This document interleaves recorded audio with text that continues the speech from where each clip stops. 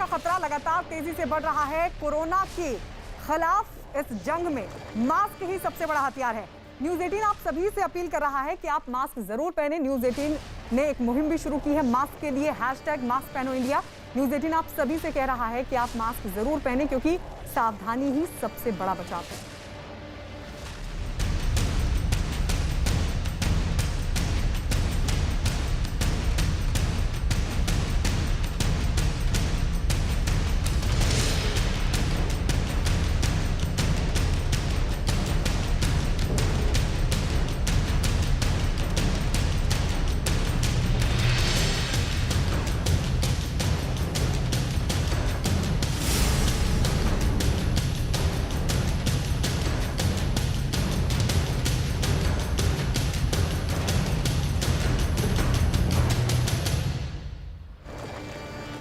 और इस वक्त की बड़ी खबर, दिल्ली में पुलिस ने ऑक्सीजन कॉन्सेंट्रेटर की कालाबाजारी करने वाले गिरोह को पकड़ा है। दिल्ली पुलिस ने गिरोह के 4 लोगों को किया है गिरफ्तार, जिनके पास से 170 ऑक्सीजन कॉन्सेंट्रेटर बरामद हुए हैं, जिनकी कीमत 2 करोड़ रुपए में बताई जा रही है। ऑक्सीजन कॉन्सेंट्रेटर हवा से ऑक्सीजन को बनाता है और यह बड़ी कामयाबी दिल्ली पुलिस को। दिल्ली में पुलिस ने ऑक्सीजन कॉन्सेंट्रेटर की कालाबाजारी करने वाले गिरोह का भंडाफोड़ किया है। गिरोह के 4 लोग गिरफ्तार हुए हैं। इनके पास 170 ऑक्सीजन कॉन्सेंट्रेटर बरामद हुए हैं, जिनकी कीमत 2 करोड़ रुपए में बताई जा रही है। आनंद तिवारी हमारे सहयोगी जुड़ गए हैं। आनंद, कैसे हुई गिरफ्तारी, कौन है ये लोग?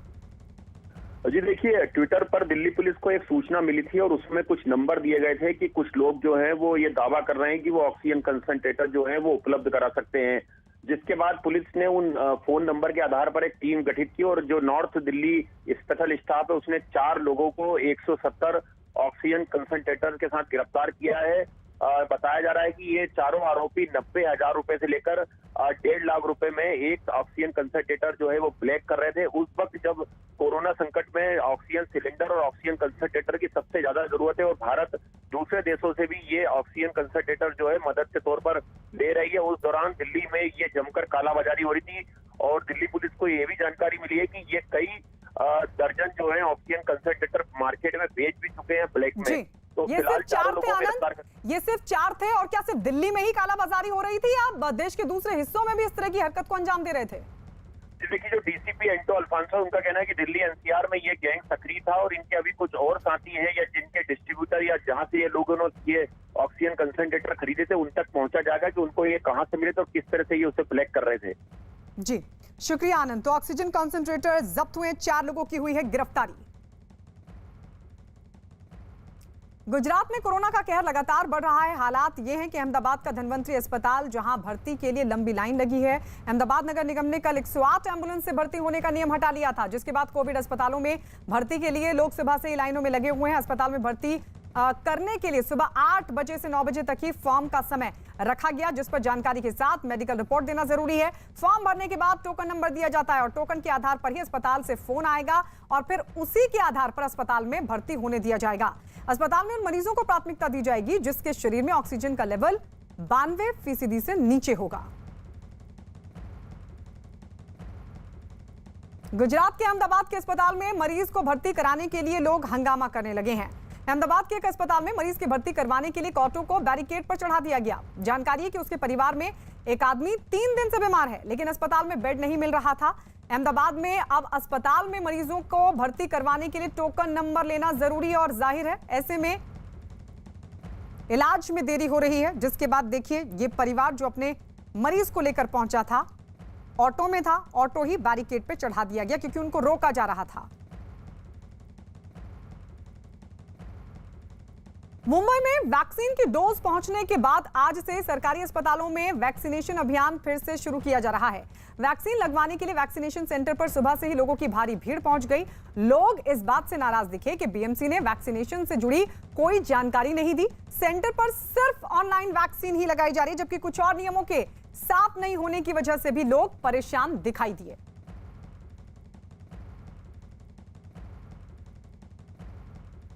कोरोना काल के इस संकट काल में जहां कुछ लोग मुनाफा कमाने के लिए अपने ईमान का सौदा कर रहे हैं, जबकि कुछ लोग कैरियर बनकर कोरोना फैला रहे हैं, लेकिन कुछ लोग ऐसे भी हैं जो देवदूत बनकर लोगों की जिंदगियां बचा रहे हैं।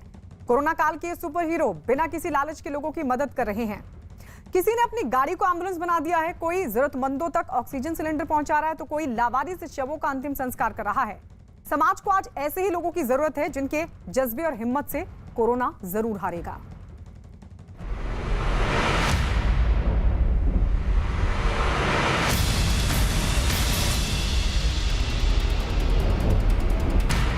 शारदा जी और उनकी टीम ने ये बीड़ा उठाया है तो बहुत अच्छी बात है।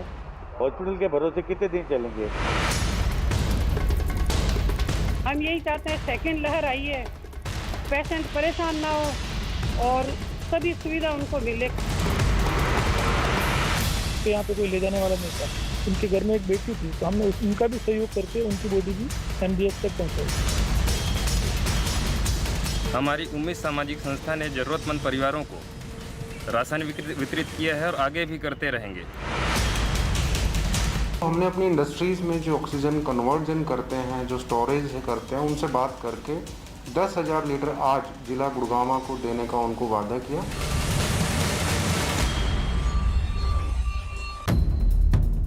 कोरोना के संकट काल में भी इंसानियत की लौ मध्यम नहीं हो पाई है।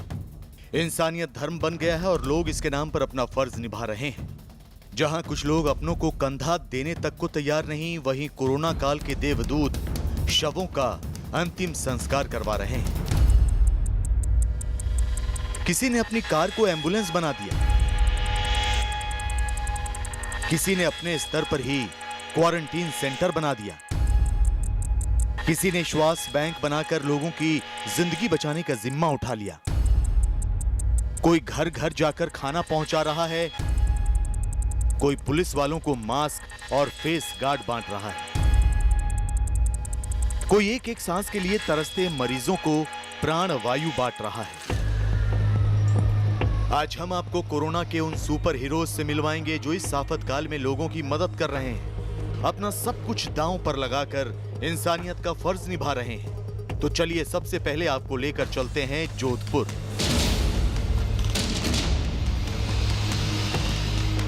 राजस्थान के जोधपुर में कोरोना विकराल रूप धारण कर चुका है।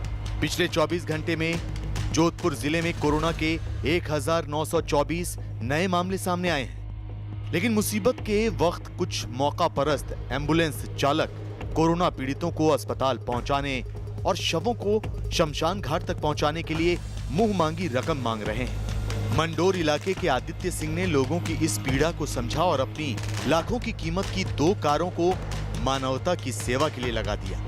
आदित्य सिंह ने अपने दोस्तों के साथ मिलकर ये काम शुरू किया है और जहां से भी उन्हें कॉल आता है और कोरोना संक्रमित को अस्पताल पहुंचाने या शव को शमशान घाट तक पहुंचाने के लिए कहा जाता है तो वो और उनके दोस्त अपनी कार लेकर निकल पड़ते हैं और अंतिम संस्कार तक करवा रहे हैं। अंतिम संस्कार में हम लोग भागीदारी निभा रहे हैं। जिस परिवार में जैसे कोई होता है, जैसे कोई किराएदार होता है, जैसे हमारे परसों यहाँ पे नजदीक में सुतार फैमिली थी तो किराएदार थे, उनके यहाँ पे कोई ले जाने वाला नहीं था, उनके घर में एक बेटी थी तो हमने उनका भी सहयोग करके उनकी बॉडी भी MDH तक पहुंचाई थी। वहीं दूसरी तरफ जोधपुर की समाज सेविका शारदा चौधरी ने संकट की इस घड़ी में मानवता की सेवा करने का बीड़ा उठाया और जोधपुर के जय नारायण व्यास विश्वविद्यालय के पुराने परिसर में 200 बेड लगाकर क्वारंटीन सेंटर तैयार कर दिया। यहाँ आने वाले मरीजों को 24 घंटे के लिए चाय, खाने और नाश्ते की व्यवस्था अपने स्तर पर शुरू कर दी। हम यही चाहते हैं सेकंड लहर आई है, पेशेंट परेशान ना हो और सभी सुविधा उनको मिले। कोशिश यही करेंगे, कलेक्टर साहब, निगम आयुक्त, JDA आयुक्त सभी ये चाहते हैं भाई इनको पूरी फैसिलिटी मिले। कोशिश हम यही करेंगे, उनको दवाई, डॉक्टर, नर्स, ऑक्सीजन की भी कोशिश कर रहे हैं। देखो बाकी यहाँ बेड पूरे, खाने की पूरी व्यवस्था है।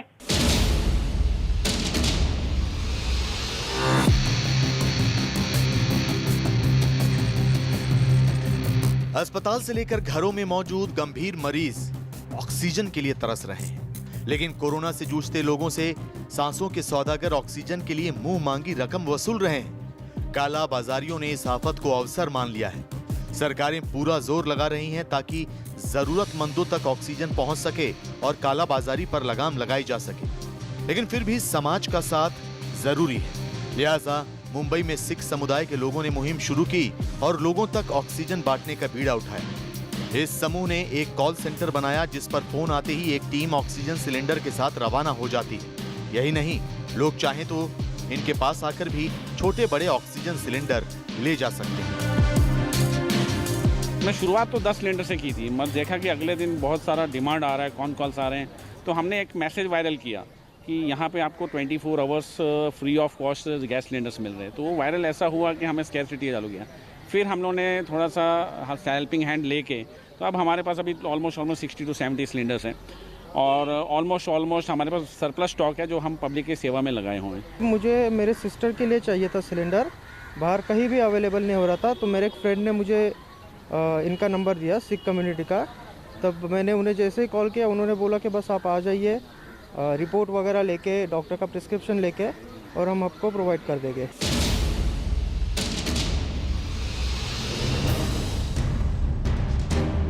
दिल्ली एनसीआर समेत लगभग आधे भारत में ऑक्सीजन सप्लाई को लेकर हाहाकार मचा हुआ है। तो वहीं मानेसर की एक निजी कंपनी ने ऑक्सीजन किल्लत को दूर करने के लिए मुफ्त में ऑक्सीजन सिलेंडर बांटने और रिफिलिंग का काम शुरू किया है। इस कंपनी के प्लांट से 10,000 लीटर ऑक्सीजन गैस की सप्लाई जिला प्रशासन के साथ साथ दिल्ली एनसीआर के इलाकों में पहुंच रहे कोरोना मरीजों के परिजनों को दी जा रही है। Star special air gas company मरीजों के कागजात देखने के बाद ही ऑक्सीजन सिलेंडर देती है या फिर रिफिलिंग करती है। तो हमने अपनी इंडस्ट्रीज में जो ऑक्सीजन कन्वर्जन करते हैं, जो स्टोरेज करते हैं, उनसे बात करके 10,000 लीटर आज जिला गुड़गांव को देने का उनको वादा किया और डीसी साहब को हमने बोल दिया कि आप डिस्ट्रीब्यूशन अपने हिसाब से कर लीजिए, क्योंकि सभी को व्यवस्थित तरीके से ऑक्सीजन मिलनी चाहिए। ये हैं जम्मू के रहने वाले सोमनाथ डबगोत्रा।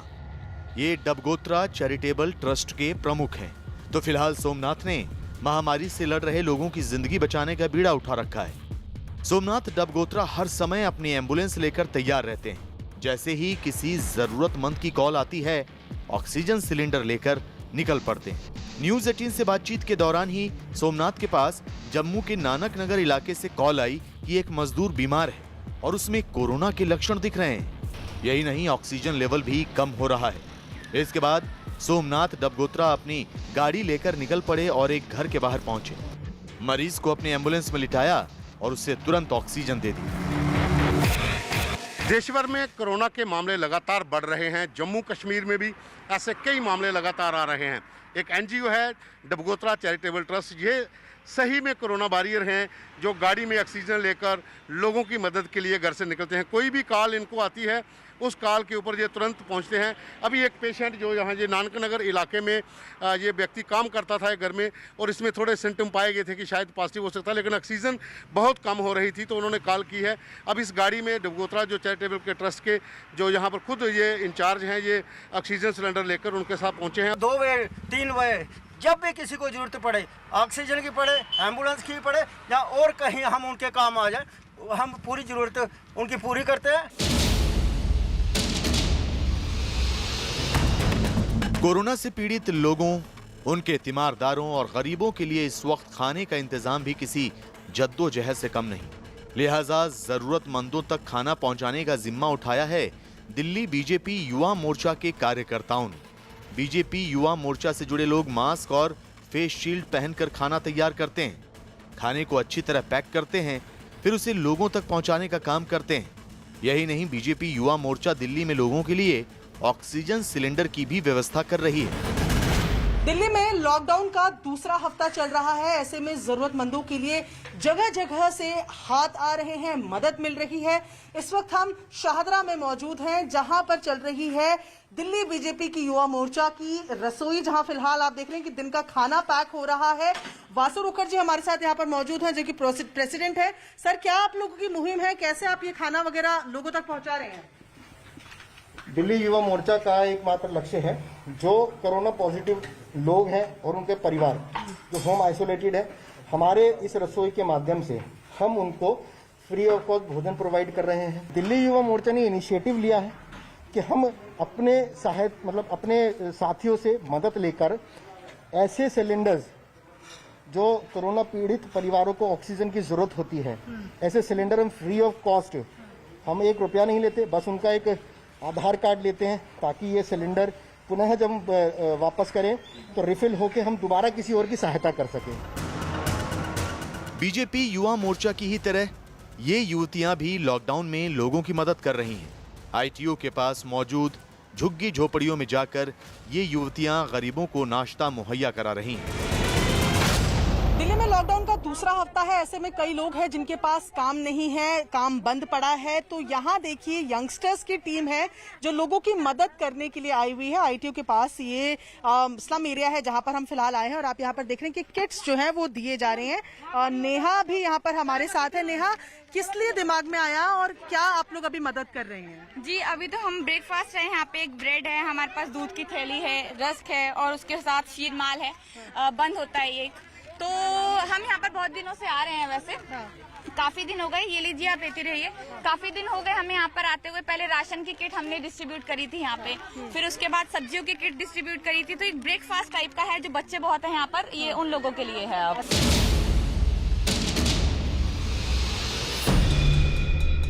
कोरोना महामारी के बीच लोग परेशान हैं। अस्पताल जाने के लिए एम्बुलेंस नहीं मिल पा रही।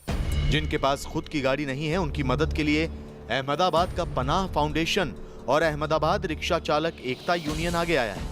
अब शहर के अलग अलग इलाकों में मरीजों को मदद मिल सके, इस बात को ध्यान में रखते हुए रिक्शा उपलब्ध होगी। रिक्शा एसोसिएशन ने लोगों के लिए 7600660760 हेल्पलाइन नंबर भी जारी किया है। इस नंबर पर कॉल करके लोग ऑटो रिक्शा को घर भी बुला सकते हैं। हमारी रिक्शा यूनियन, अहमदाबाद रिक्शा चालक एकता यूनियन और पनाह फाउंडेशन द्वारा ये आयोजन कल से चालू किया है, जिसमें 10 ऑटो कामगिरी करेगी। खास करके कोरोना पेशेंट है, उनको घर से कोई सामान लाना है, कोई रिपोर्ट कराना है, हॉस्पिटल जाना है, उसके लिए ये सुविधा मिलेगी।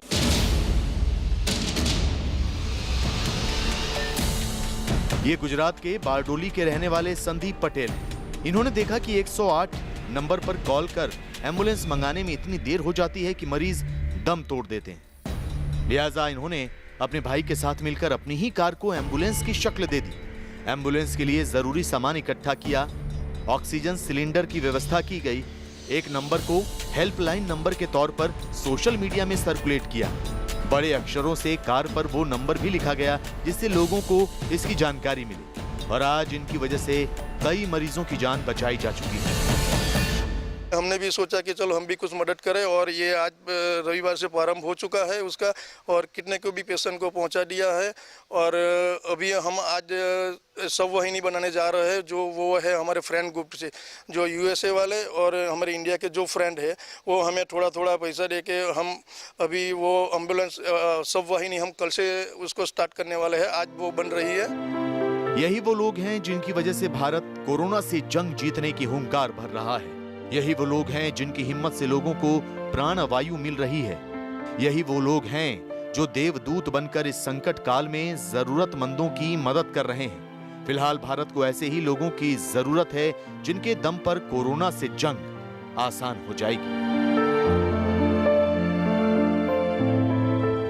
और इस वक्त की बड़ी खबर, कवि कुंवर बेचैन का निधन हो गया है। ये इस वक्त की बड़ी खबर आपको बता रहे हैं। कोरोना से नोएडा में उनका निधन हुआ है। बताया जा रहा है कि कोरोना पॉजिटिव थे, इलाज उनका चल रहा था, अस्पताल में भर्ती थे और इस सब के बीच अब ये खबर कि वो नहीं रहे। कवि कुंवर बेचैन, जिनकी कोरोना की वजह से उनका निधन हो गया। कोरोना ने 2020 में भारत ही नहीं बल्कि दुनिया भर के तमाम देशों को अपनी चपेट में ले लिया था। कोरोना का असर कम करने के लिए दुनिया भर के ज्यादातर देशों को लॉकडाउन तक लगाने को मजबूर होना पड़ा था और भारत भी इससे अछूता नहीं था। लेकिन अब हम आपको ऐसी चौंकाने वाले हकीकत से रूबरू कराने जा रहे हैं जिसे सुनकर आप चौंके बिना नहीं रह सकते। कोरोना की दूसरी लहर काल बनकर देश पर छाई हुई है। काल भी ऐसा कि देश के तमाम बंदोबस्त चरमरा गए हैं।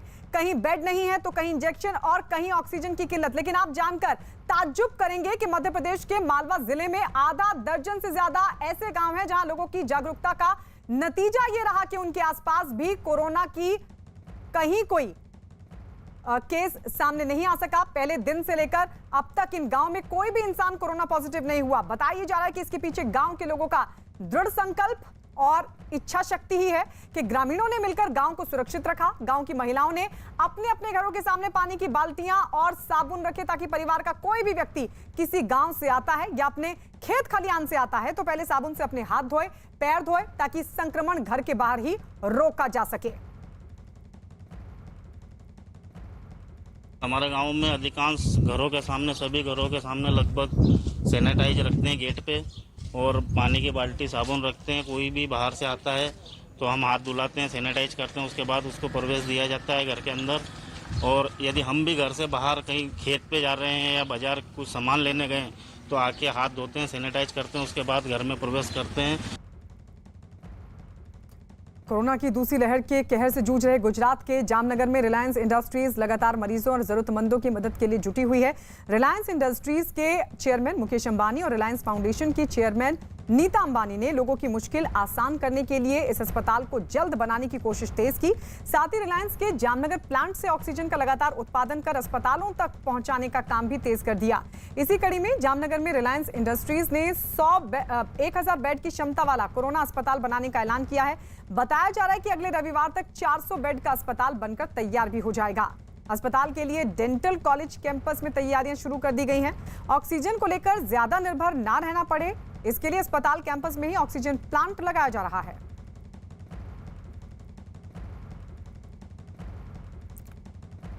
तो आपको बता दें, ये कोशिश रिलायंस इंडस्ट्रीज की तरफ से मरीजों और जरूरतमंदों की मदद के लिए रिलायंस इंडस्ट्रीज के चेयरमैन मुकेश अंबानी, रिलायंस फाउंडेशन की चेयरमैन नीता अंबानी लोगों की मुश्किल आसान करने के लिए लगातार प्रयास कर रहे हैं। और इस सब के बीच रिलायंस के जामनगर प्लांट से ऑक्सीजन का लगातार उत्पादन कर अस्पतालों तक पहुंचाने का काम भी तेज कर दिया गया है। इसी कड़ी में जामनगर में रिलायंस इंडस्ट्रीज ने 1000 बेड की क्षमता वाला कोरोना अस्पताल बनाने का ऐलान किया है। रिलायंस फाउंडेशन की ओर से जामनगर में 1000 बेड का कोविड अस्पताल बनाने का फैसला है वो लिया गया है। उसकी तैयारियां भी युद्ध स्तर पर चल रही है। एक ही हफ्ते में 400 बेड का कोविड अस्पताल यहां शुरू होगा। जिस तरीके के आप दृश्य देख रहे हो, यहीं कोविड अस्पताल की शुरुआत करने की जो घोषणा है वो कर दी गई है। खास करके 600 बेड की दूसरी भी व्यवस्था जल्द ही में होने वाली है। सौराष्ट्र में कोरोना का संक्रमण ज़्यादा है और ज़्यादातर मरीजों को ऑक्सीजन की ज़रूरत होती है। ऐसे में अस्पताल के लिए अलग से ऑक्सीजन प्लांट भी बनाया जा रहा है। कल ही गुजरात के मुख्यमंत्री और रिलायंस इंडस्ट्रीज के चेयरमैन मुकेश अंबानी के बीच इस मामले में बातचीत हुई थी। रिलायंस फाउंडेशन समाज सेवा में हमेशा पथदर्शक रहा है। सबसे खास और अहम बात यह है कि यहाँ जो मरीज आने वाले हैं, पूरे सौराष्ट्र भर से जो कोरोना पॉजिटिव मरीज जो यहाँ पे आने वाले हैं, उनकी जो इलाज है वो भी फ्री में होने वाला है। किंजल कारसरिया, न्यूज़ 18, जामनगर, गुजरात। कोरोना महामारी हर रोज हजारों लोगों की जान ले रही है। किसी को ऑक्सीजन की जरूरत है, किसी को अस्पताल में बेड की, कोई वेंटिलेटर के लिए परेशान है तो कोई इंजेक्शन और दवाओं के लिए जंग लड़ रहा है। लेकिन आफत के इस दौर में कुछ लोग ऐसे भी हैं जिन्हें लठ की जरूरत है। ये हम नहीं कह रहे हैं बल्कि पुलिस कह रही है। और कोरोना के नियम तोड़ने वालों को सड़क पर सरेआम सजा भी दे रही है। कहीं दूल्हे का चालान किया गया तो कहीं नाइट कर्फ्यू तोड़कर बार बालाओं की डांस पार्टी आयोजित की गई। कुछ लोग तो ऐसे भी मिले जो बिना मास्क के घूमने निकल पड़े, लेकिन जब पुलिस ने गिरफ्तार किया तो चीख चीख कर रोने लगे। देखिए कोरोना काल में लोगों की बेहद खतरनाक लापरवाही और ऐसे लोगों पर पुलिस की सख्ती।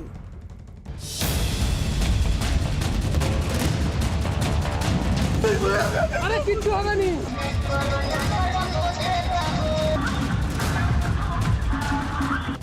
देश भर में कोरोना की लहर थम नहीं रही, लेकिन देश के कई शहरों में लोग खतरनाक लापरवाहियों से बाज नहीं आ रहे हैं।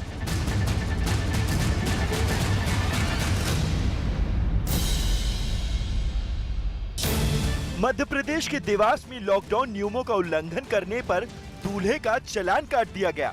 देवास में शादी के लिए जा रहे दूल्हे की गाड़ी को सयाजी गेट थाने की पुलिस ने रोका।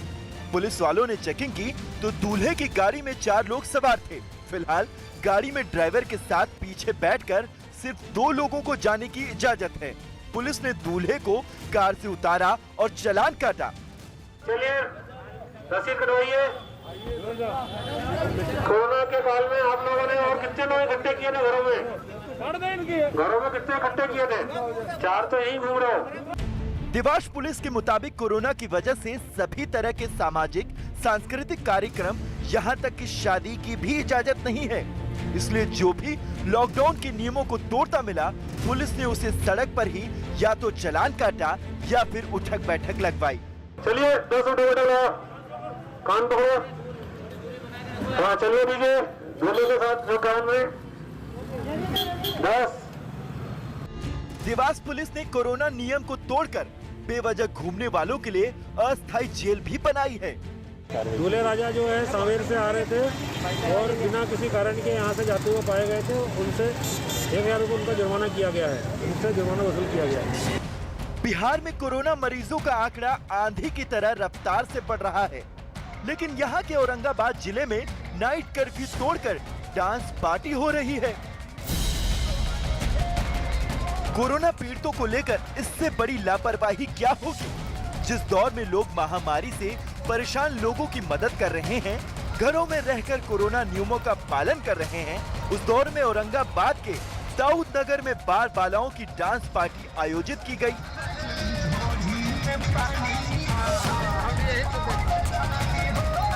पूरे बिहार में नाइट कर्फ्यू लागू है, लेकिन औरंगाबाद के दाऊद नगर में धनंजय वर्मा नाम के शख्स के घर में बारात आई थी। इस दौरान कोरोना गाइडलाइन का उल्लंघन करते हुए बार बालाओं का डांस आयोजित किया गया। डांस देखने के लिए दर्जनों लोगों की भीड़ जुटी। ज्यादातर लोगों ने मास्क नहीं लगा रखा था और सोशल डिस्टेंसिंग का भी ख्याल नहीं रखा गया। नाइट कर्फ्यू को तोड़कर चल रही डांस पार्टी का वीडियो वायरल हुआ तो प्रशासन ने लड़का और लड़की दोनों पक्षों से पूछताछ के बाद कार्रवाई की बात कही। शादी विवाह में नाच गान या किसी प्रकार का अन्य जलसा कार्यक्रम इत्यादि करके अत्यधिक लोगों की भीड़ इकट्ठा पाई जाएगी तो वर पक्ष और वधू पक्ष दोनों के विरुद्ध कार्रवाई की जाएगी। बिहार के नालंदा में भी कोरोना को लेकर लापरवाही और शर्मनाक तस्वीरें सामने आई। सरकार ने कोरोना रफ्तार कम करने के लिए नाइट कर्फ्यू लागू किया है, लेकिन नालंदा के हिल्सा में बार बालाओं का डांस हुआ।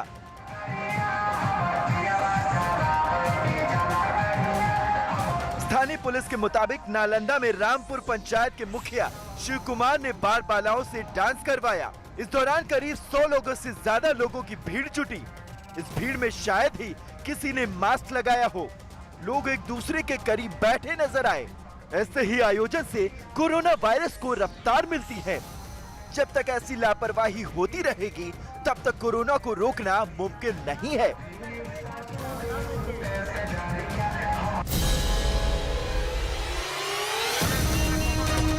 पश्चिम बंगाल के पूर्वी मिदनापुर में कोरोना का कहर टूटा है। अब तक 26,000 लोग कोरोना पॉजिटिव हो चुके हैं। ऐसे में पुलिस को बेवजह घूमने वाले लोगों पर सख्ती करनी पड़ रही है। सड़कों पर गश्त के दौरान पुलिस को कुछ ऐसे लोग भी मिले जो बिना मास्क के घूम रहे थे। उनमें से एक युवक को पुलिस ने हिरासत में ले लिया। जो युवक थोड़ी देर पहले ही बिना मास्क के घूम रहा था, वो पुलिस की गिरफ्त से बचने के लिए पूरी ताकत लगाते हुए रोने लगा।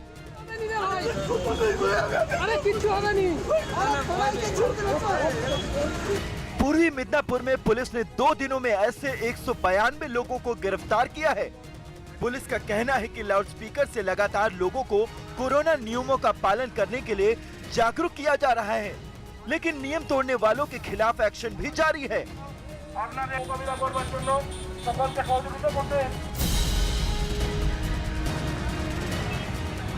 कोरोना ने तेलंगाना को बेहाल रखा है। 24 घंटे में 10,000 से ज्यादा मरीज और 92 लोगों की मौत के बावजूद चुनावी बाइक रैली निकाली गई। बताया गया कि तेलंगाना बीजेपी के अध्यक्ष पंडित संजय के नेतृत्व में बाइक से रोड शो किया गया।